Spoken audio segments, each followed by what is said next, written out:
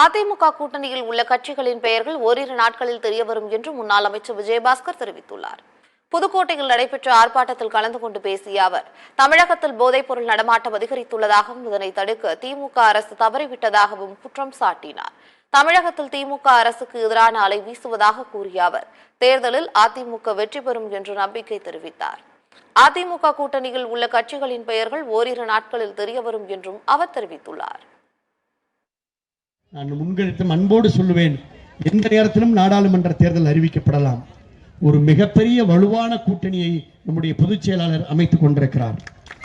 அதிமுகவுடைய பொதுச் செயலாளர் எடப்பாடியார் அவர்கள் ஒரு வலுவான கூட்டணியை அமைத்துக் கொண்டிருக்கிறார்.